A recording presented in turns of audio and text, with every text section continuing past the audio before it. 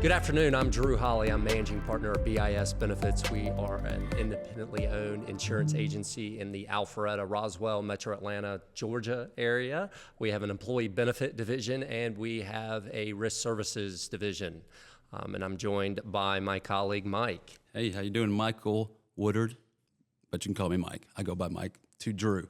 Mike Woodard, Vice President of Sales Account Management for employee benefits, the most interesting job in the world. That's right. It's everyone's favorite topic. We're going to talk insurance, but today we're going to really focus on how to attract and retain employees with benefits. So I figured I'd start today's discussion off with why should you have an employee benefit plan? Why does it even exist? A lot of times we'll take calls from small business owners that, you know, they're growing. Maybe they got 5 employees, 7, 10. They haven't had the need to do it.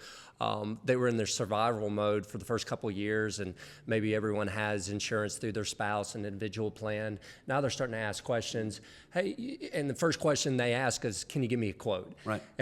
And I always laugh at that because I'm saying, well, hold on. I think we're Flo from State Farm. And that's right. You need a quote. And in our world, and that's why they call us employee benefit advisors, to slow down and say, well, why do you even want to offer health insurance? Because we're looking for some key words to see if it even explains, and then we can talk budget and what your benefit plan should do. The number one is, well, look, we're growing so much, we're hiring people, and they all want benefits, and I can't hire them if I don't. Or I've lost, one of my VPs or A players because I didn't have a plan. Now we're getting to the place that is a reason to explore the cost, as opposed to I have individual plans, I'm a small business owner, and I thought if I offer group, it might save me money. That may not be as strategic as you think. Right. Common misconception is it's a rate war, right? And because you get that through your home and auto, personal lines, even commercial. But really on the benefit sides, it becomes more about the value. While bottom line is important, right? You want to find savings where you can. But at the end of the day, it's not a rate war so much on the benefit side, right? Typically, the rates are the rates. It's really who you're able to shop as opposed to your common Bucas, Blue Cross, United Healthcare, Cigna, right? It's more along the lines of, hey, the rates are going to be the rates, but where I think we get the most success is let's more coach on the side of value, right? And there's so much more in value to employee benefits than just the rates. So It's always important to really try to get them to determine by the end of the day and the end of the conversation is, I'm not really buying this person, I'm trusting this person. That's right. And again, if you're a small business and saying, I need to offer it, or you already have it, why do you have it? So if you've had it for 10 years, it really still should be, I need it to attract and retain talent because your competitors are doing it. The next thing, I would say, what do employees care about? Well, number one, what's coming out of my paycheck? Sure. And again, I go back to the example of a business that's never had it, but it still applies to the company that does have it, is affordability of benefits for the staff. There's a tension. It's what's the cost of the plan with Aetna, with Blue Cross, with Anthem, with United Healthcare. Okay, what's the gross cost? But then you may have a choice as a business to choose $1,000 deductible or a $10,000 or 100 plans in between. So there's a lot of options, and sometimes options are overwhelming. But just very simply, you have to say, what is the gross, the total cost of the insurance policy? But then what are you going to contribute from that? Because ultimately, the employees only care about what's coming out of their paycheck. 100%. So it's an uneven playing field, and that's what's unfair. So believe it or not, in employee benefits, Coca-Cola, Home Depot, Delta, these large corporations, they may have healthcare costs that, from the company standpoint, are higher than a company with 5 employees, because the 5 employee may have, healthier employees, younger employees. But the employees wouldn't know it is if that small business only covers half the healthcare costs. So if you only cover half the healthcare cost, but you have lower rates, the employees, they don't care what your gross rates is. They don't care what comes out of the paycheck. If Delta, Home Depot has maybe an older demographic, a little bit more conditions spread out, even spread out on 100,000 employees, But if they're subsidizing 99 or 100% of the costs, everyone that works for that company says, I got great benefits. Yeah. So if you're a business owner, how do you attract and retain? You need to know what plan, and you need to have at least one that you're offering to your staff that is affordable. Right. Yeah. Yeah. There's got to be an affordable nature to that. So anytime it's funny, you meet with these small businesses, it's like, how do I get to attract a C-suite executive from Coca-Cola, right? And a lot of times they think it's offering everything that Coca-Cola offers, right? It's like, well, what's the one way we can get more people involved in education around everything we offer? Because we feel like we offer the same, but we're not able to get them. Well, at the end of the day, it's all going to come down to how much you, employer, are you comfortable with contributing? Because here's what's going to happen. You're not going to get them if you continue to do the bare minimum of 50%, right? Yeah. To attract, retain talent is essential to offer great benefit package, but more importantly, it's essential to know that we got to contribute to most of this if we're able to get top tier talent. Yeah. So that's, I think, why we're seeing more and more small businesses start to actually first time offering benefits. I think our ratio has gone up considerably on what we call in the industry virgin groups. And so I think now, because small business is so important, the growth in our economy, everything where the growth in Atlanta, right? It's now more important to ever to not only offer benefits, but contribute well to be able to get that. Yeah.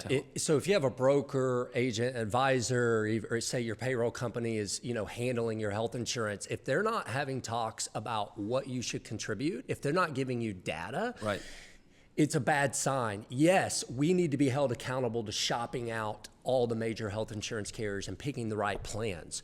That's half of the component. Right. The other component is if you're not contributing enough, and inflation can creep up on us. 16 years ago, if a small business said, hey, I'm thinking about offering health insurance, the average cost for an employee might have been $300 a month.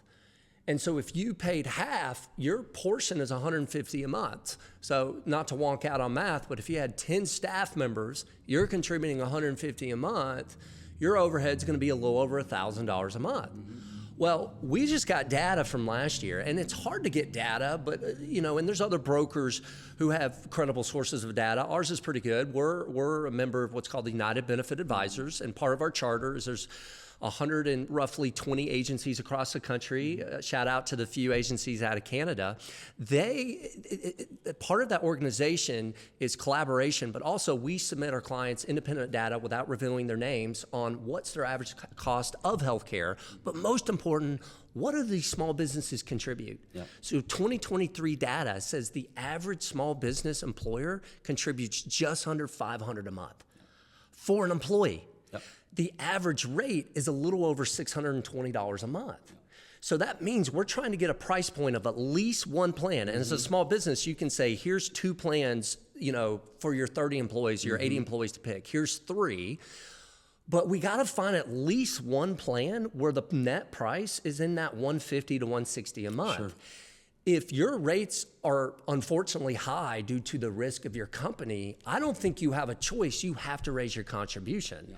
And again, that means if you're not offering it and you say, hey, how do I attract people with benefits? You got to have a discussion on your contribution, and it needs to be close to $500 a month. And it's budget, right? It's contribution strategy, and then it's all that is to kind of tailor an employee benefit package that meets those employees' needs, right? But, I think the big thing is while I think at BIS do not like to structure a prospect or a new business offering benefits for the first time, we don't want to set up that initial conversation as, here's the bare minimum, right?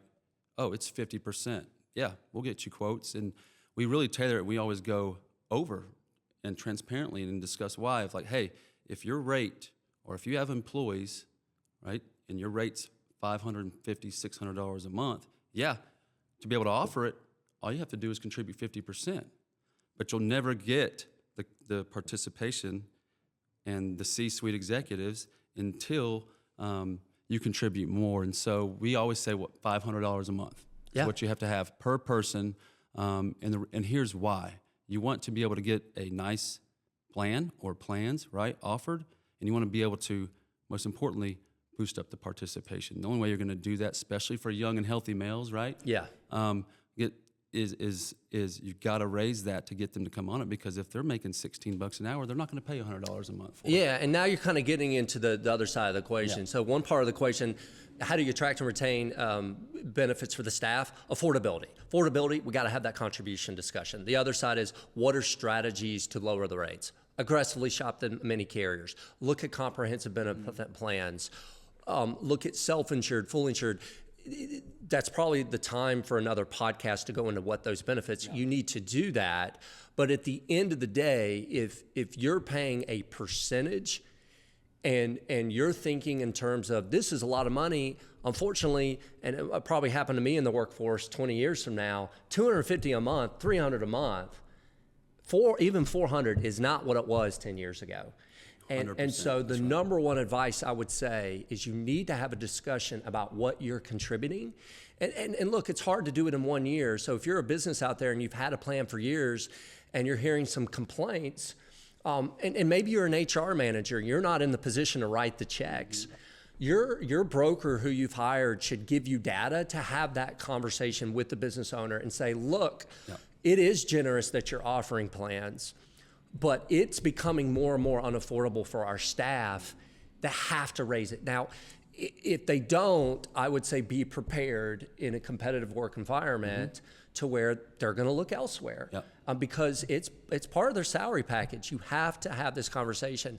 And, what are the benefits that people value most? Number one is health. It's always health.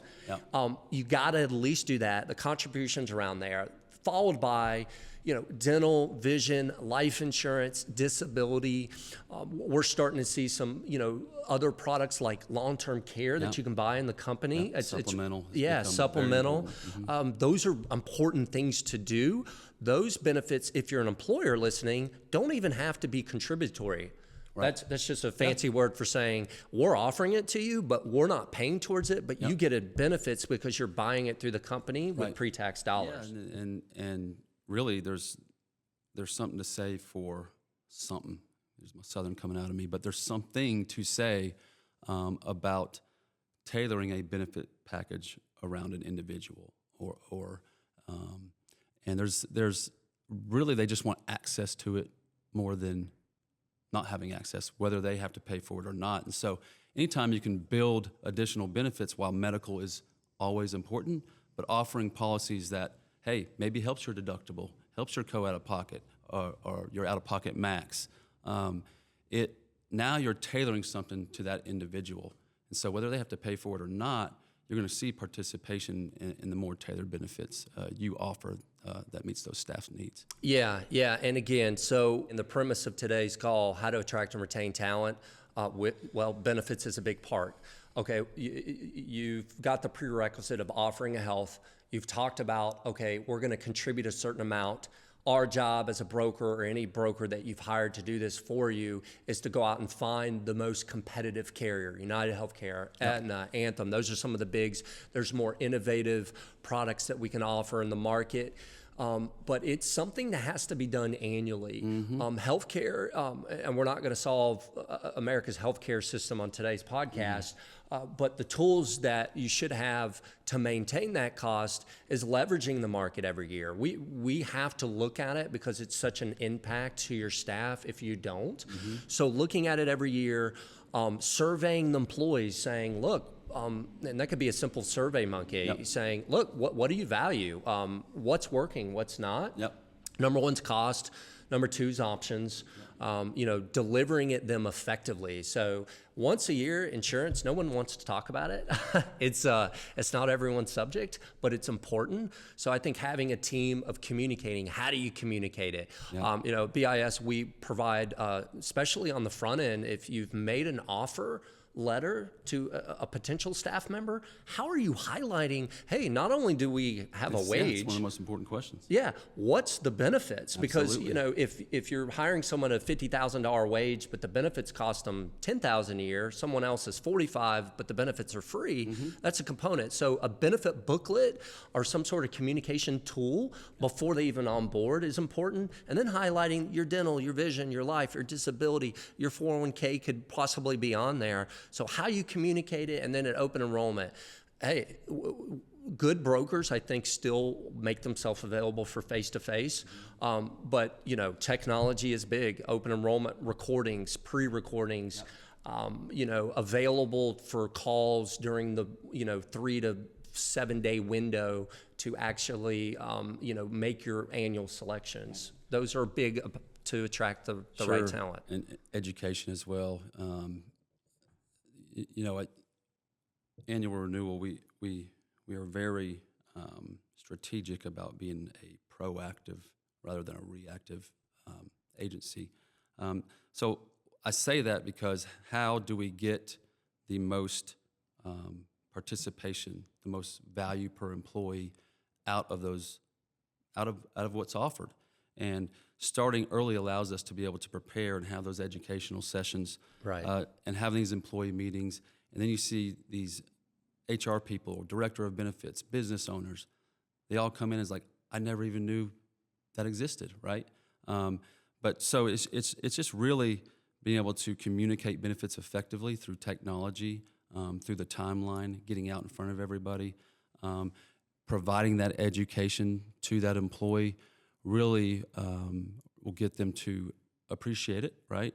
It'll make them happy, and ultimately, at the end of the day, a happy employee is always more productive. That's right. And we'll just end on this. Yes, a good broker needs to shop it out. Yes, they need to provide the possible lowest rates. But if your expectation is $100 a month in health insurance plan, those days are long gone. So if you don't have a real honest discussion about contribution, your benefit plan might be poor compared to the marketplace. So we're happy to provide those for anybody listening that would want some of the case study, the contributions, what other small businesses are. But hopefully the audience has found this discussion helpful, and looking forward to our next discussion, which is just that open enrollment experience, how you have to start early, because that we touched a little bit on it today, but we'll probably save that for next discussion. Yep, enjoyed it. Yeah, thank you.